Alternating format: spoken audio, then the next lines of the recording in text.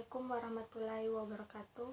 Perkenalkan, nama saya Yustianingsi Bakri, NIM 19961420118, kelas B, nomor urut 19, Prodi Ekonomi Pembangunan, Fakultas Ekonomi Universitas Negeri Makassar. Di sini saya ingin mempresentasikan ujian MIT dari mata kuliah Ekonomi Publik. Nomor 1, kemukakan beberapa landasan ekonomi publik. Beberapa landasan ekonomi publik, ilmu ekonomi publik didasarkan pada beberapa hal sebagai berikut. Masalah kunci dalam perekonomian adalah masalah mikroekonomi. 1. Menyangkut distribusi, produksi, dan alokasi konsumsi serta masalah mikro ekonomi, yaitu menyangkut pengangguran, inflasi, kapasitas produksi, dan pertumbuhan ekonomi. Sistem perekonomian suatu negara berkaitan dengan sisa pelaku ekonomi atau pemerintah atau bukan, serta bagaimana keputusan ekonomi diambil, apakah melalui perencanaan terpusat atau mekanisme harga. Pandangan-pandangan tentang peran pemerintah dalam perekonomian dewasa ini semakin konvergen atau cenderung mendekat satu terhadap yang lain.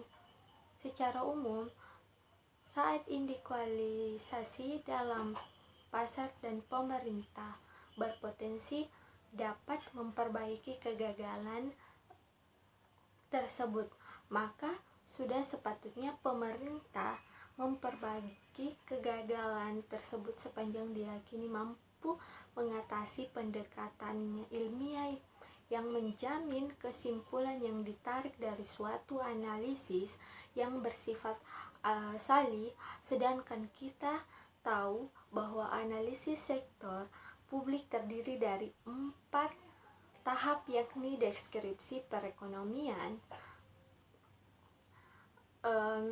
yang sudah ditelaah dari konsekuensi dari penerapan kebijakan tersebut.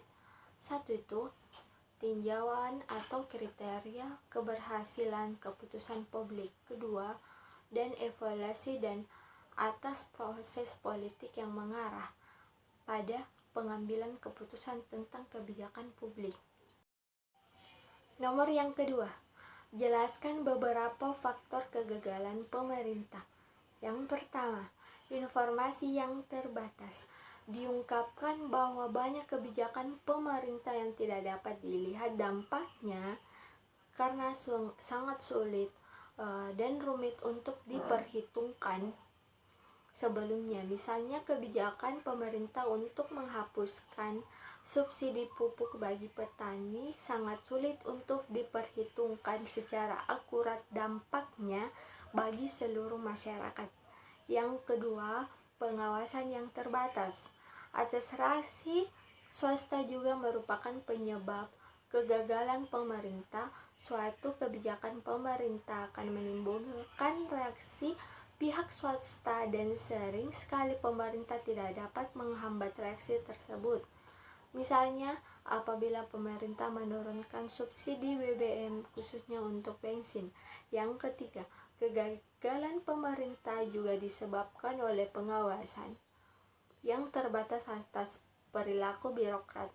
Pemerintah tidak dapat mengawasi secara ketat perilaku pada birokrat, sedangkan pelaksanaan kebijakan pemerintah umumnya didelegasikan pada berbagai tingkatan birokrat yang mempunyai persepsi dan kepentingan yang berbeda-beda, sehingga kebijakan pemerintah mungkin menimbulkan hasil berbeda dengan apa yang diinginkan. Keempat, selain itu, kegagalan pemerintah juga bisa disebabkan oleh adanya hambatan dalam proses politik. Dalam suatu negara demokratis terdapat pemisahan wewenang antara kekuasaan eksekutif dan kekuasaan legislatif. Nomor 3, uraikan pengertian dari ciri barang publik yang disertai dengan contoh mendasar. Barang publik atau public goods adalah barang yang dapat dinikmati atau dibutuhkan oleh semua orang. Suatu barang publik merupakan barang-barang yang tidak dapat dibatasi siapa penggunanya, bahkan seorang tidak perlu mengeluarkan biaya untuk mendapatkannya. Dengan kata lain, barang publik ini juga mengacu pada gagasan bahwa terdapat beberapa barang yang kemanfaatannya dapat dinikmati oleh lebih dari satu orang pada yang bersamaan. Ciri barang publik: 1. Tidak ada kepemilikan, dalam artian semua orang yang mempunyai hak kepemilikan bersama. Kedua, tidak terdapat persaingan dalam memperolehnya. Ketiga, tidak ada ketentuan tertentu secara sepihak atau larangan dalam menggunakannya. 4. Tidak perlu mengeluarkan biaya untuk mendapatkan atau gratis. 5. Ketersediaan melimpah dan tidak menghilangkan kesempatan penggunaan lain. Inilah contoh barang publik yang ada di samping ada 3 gambar, yaitu 1. Pembersihan loteng. Jika bersih di mana-mana, Anda dan tetangga Anda akan menikmatinya, dan Anda tidak akan membuat kotak untuk menjaga udara segar Anda terpisah dari tetangga Anda. Gambar kedua, lampu jalan. Baik pengendara sepeda maupun warga sekitar, Anda mendapat manfaat dari penerangan jalan. Warga juga dapat membayar pajak atau pembelian atau insentif lain dari lampu jalan ini. Bahkan pengendara mobil dan motor yang melewati jalan tersebut bebas biaya. Yang ketiga, jaringan televisi dan radio. Ketika sinyal televisi atau radio disiarkan, siapapun bisa mengaksesnya. Akan sulit untuk menghentikan seseorang dari menerima itu. Selain itu, menonton televisi atau mendengarkan radio tidak menghalangi orang lain untuk menggunakannya. Aduh, yang belum subscribe ya, dan nyalain loncengnya. Ayo. Soal nomor 4. Jelaskan teori pengeluaran pemerintah ditinjau aspek makro. Apabila pemerintah telah menetapkan suatu kebijakan, pengeluaran pemerintah mencerminkan biaya yang harus dikeluarkan oleh pemerintah untuk melaksanakan kebijakan tersebut. Teori mengenai pengeluaran pemerintah juga dapat dikelompokkan menjadi 2 bagian, yaitu teori makro dan teori mikro. 1. Teori makro. Pengeluaran pemerintah dalam arti real dapat dipakai sebagai indikator besarnya kegiatan pemerintah. Yang dibiayai oleh pengeluaran pemerintah semakin besar dan banyak kegiatan pemerintah semakin besar pula pengeluaran pemerintah yang bersangkutan.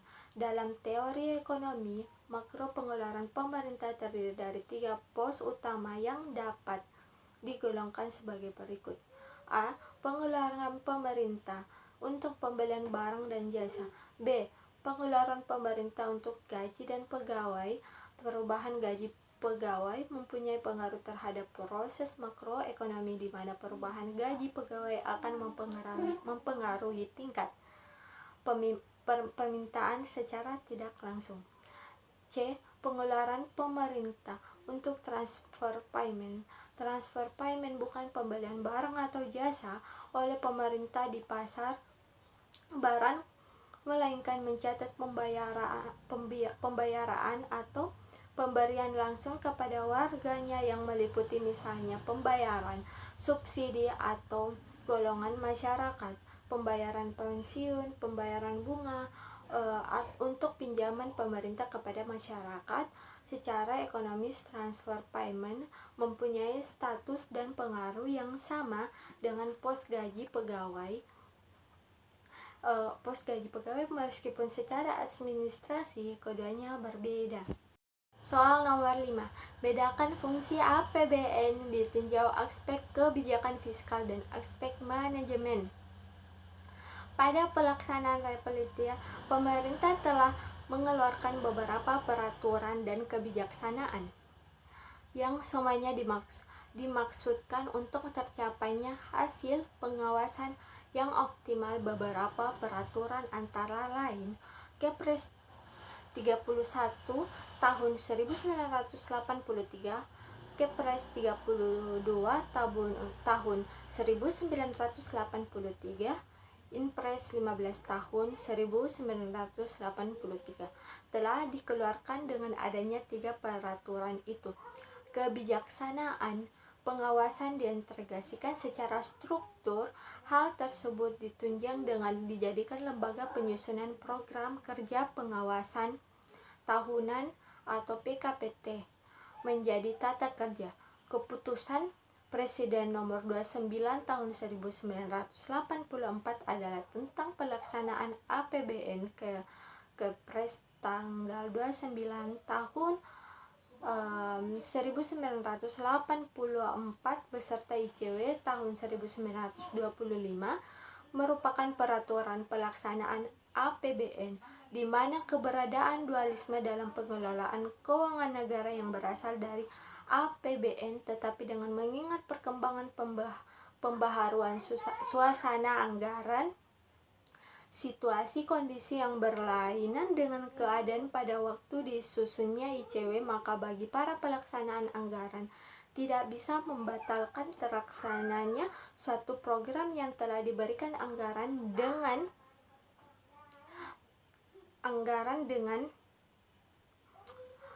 pembangunan. Juga ditentukan bahwa beberapa pihak yang mengelola pelaksanaan APBN tersebut ikut melakukan pengawasan terhadap penggunaan dana-dana APBN, baik itu secara tidak langsung maupun langsung.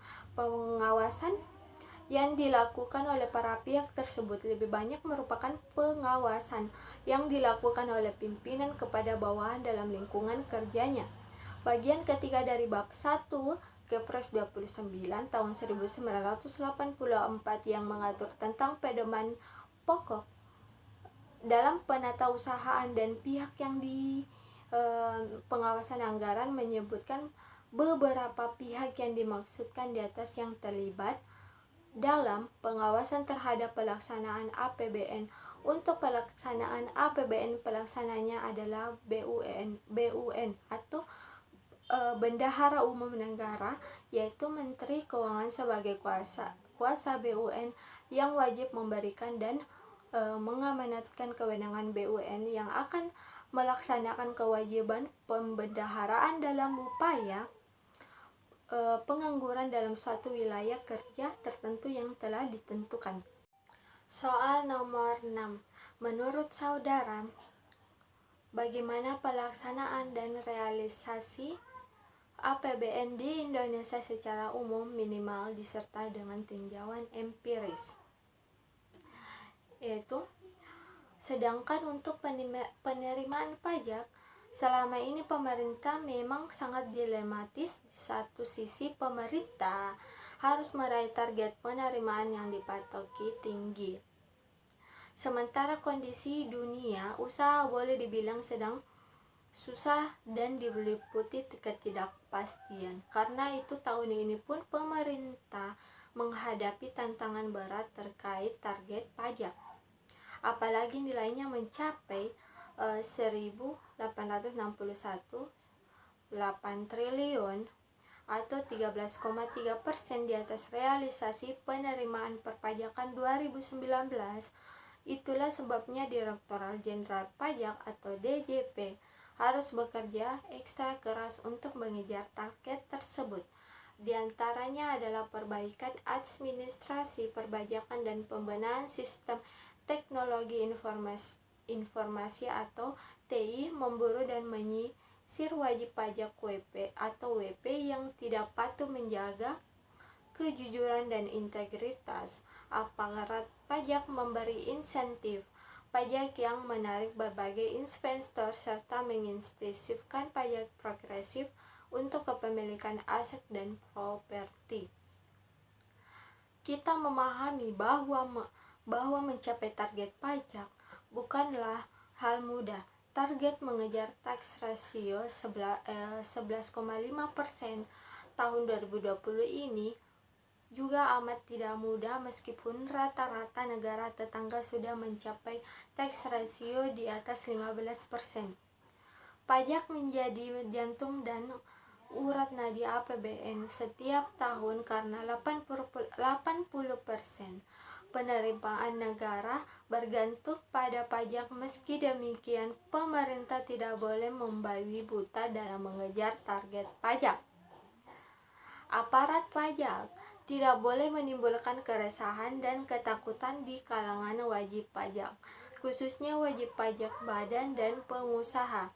Potensi pajak yang belum tergali masih besar, namun Fiskus tidak harus menekan dan menakuti dunia usaha.